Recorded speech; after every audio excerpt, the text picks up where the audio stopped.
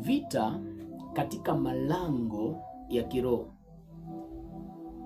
ni sababu nyingine kwa nini watu wanashindwa kufanikiwa.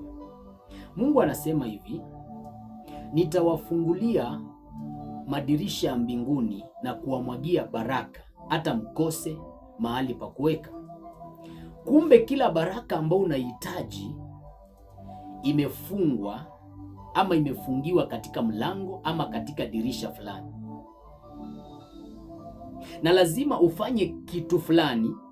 Lazima uipiganie baraka, uhakishe kwamba huo mlango umefunguka na ukapata hizo baraka.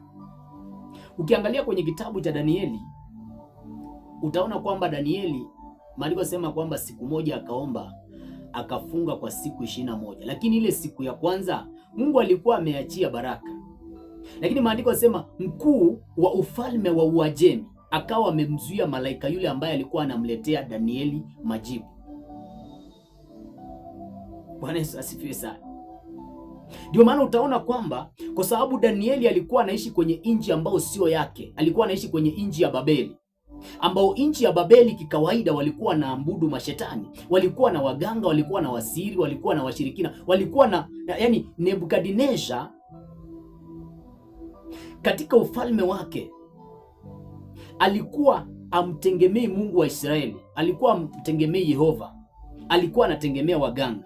Kwa hivyo ile anga ilikuwa imetawaliwa na ushetani. Danieli akiwa mtu wa Mungu akaamua kuomba, na akiomba anatarajia hapo hapo ambao anga imetawaliwa na falme za giza, hapo hapo apate majibu. Sasa mkuu wa ufalme wa Uajemi, maandiko sema kwamba akakaa kwenye anga akamzuia malaika. Na hii inatufundisha kumbe, ukienda katika mji ama katika taifa ama katika eneo ambalo imetawaliwa na nguvu za giza, kupata majibu ya Mungu pale lazima upigane vita kubwa sana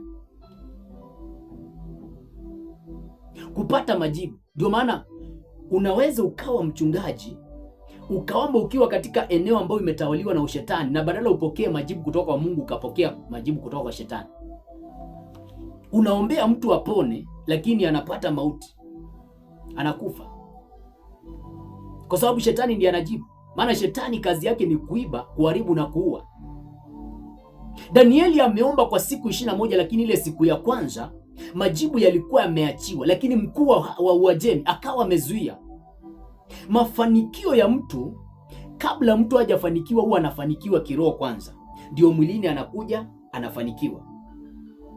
Sasa unaanza kujiuliza, huyu mfalme wa Uajemi na ni mfalme anafaa kukaa ikulu, alikuwa anafanya nini kwenye anga?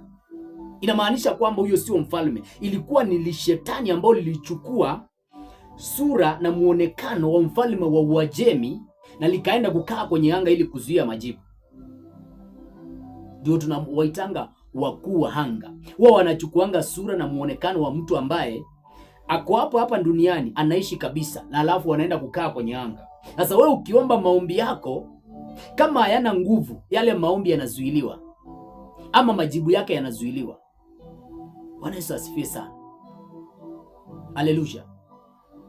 Kwa hivyo ili mtu afanikiwe lazima ahakikishe kwamba kwanza amefanikiwa katika ulimwengu wa kiroho. Ndio maana kwenye ule waraka wa Yohana anasema, mpenzi, naomba ufanikiwe na uwe na afya yako kama vile roho yako ifanikiwavyo.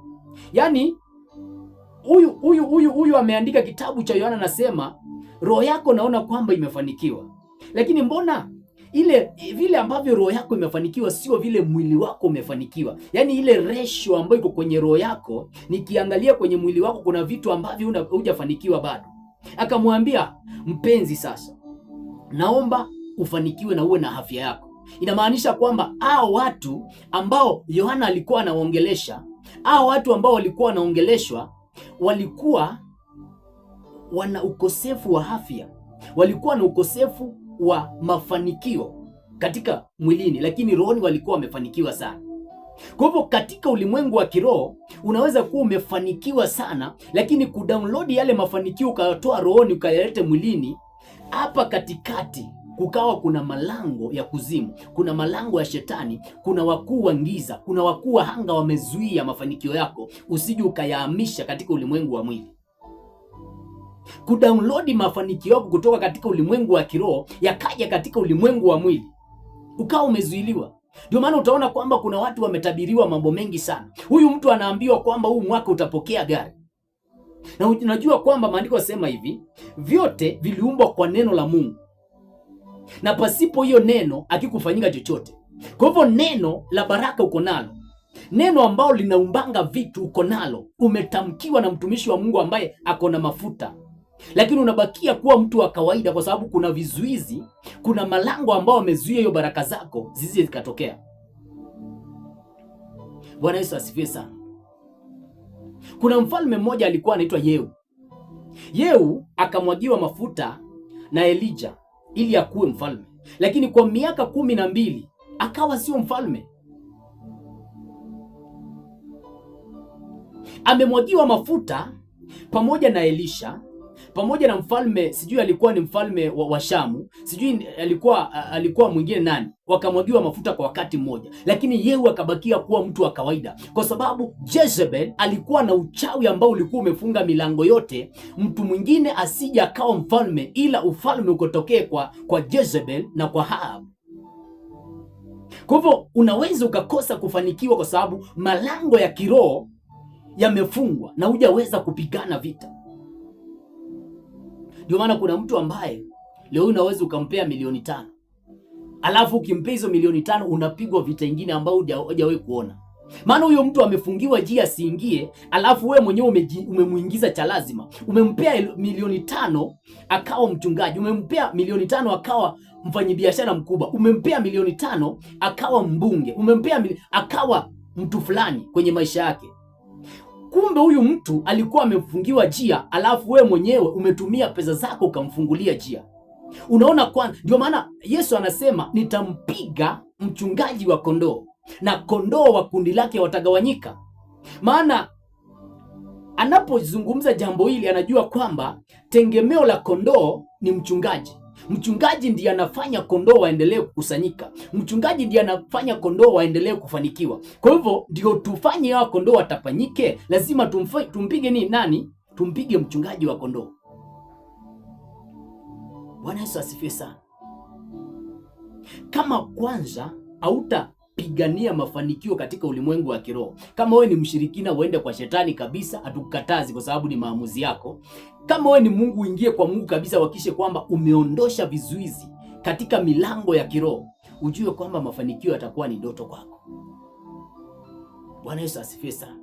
Kwa hivyo kuna watu ambao leo hii hawajafanikiwa, si kwa sababu Mungu hajawapea baraka, si kwa sababu Mungu akiwasusha hapa duniani hakuwapea mafanikio. Wako na nyota kubwa, wako na vipawa vikubwa, lakini milango katika ulimwengu wa kiroho imefungwa kabisa.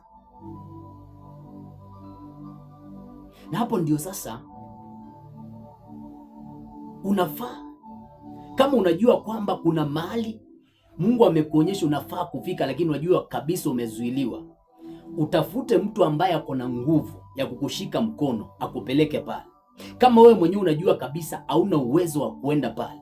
Maana mara nyingi Mungu anaweza akakuonyesha ukiwa mtu mkubwa, ukiwa unafanya mambo makubwa, lakini ukashindwa kufika pale kwa sababu njia zako zimefungwa. Njia zako katika kiroho zimefungwa. Kila mtu akikuangalia kwa nje anaona kwamba huyu mtu mbona anafaa kuwa kiongozi, huyu mtu mbona anafaa kuwa msomi mkubwa, huyu mtu mbona anafaa akue mwanabiashara mkubwa, mbona huyu mtu tukimwangalia anafaa kuwa mtu mkubwa. Yaani kwa muonekano, kwa kuongea kwako, kila mtu anashawishika ya kwamba wewe ni mtu mkubwa, lakini ule ukubwa haukuji kuonekana kwa maisha yako. Inamaanisha kwamba kuna milango ambayo imefungwa, unajaribu kuingia pale pamoja na kuwa unafanana na kukaa kule, lakini milango imefungwa ya kukaa kule. Haujawahi kukutana na mtu ambaye unasema kwamba huyu ndiye atakuja kuwa kiongozi mwaka fulani, lakini huyu mtu unashangaa kwamba hakuji kuwa yule kiongozi, kwa sababu mwilini anafanana na kuwa kiongozi, lakini katika ulimwengu wa kiroho njia zimefungwa. Kuna watu wameshindwa kufanikiwa, si kwa sababu hawastahili kufanikiwa, hawastahili hizo vyeo, hawastahili hizo position, lakini kwa sababu katika ulimwengu wa kiroho wamezuiliwa kabisa. Mungu akusaidie.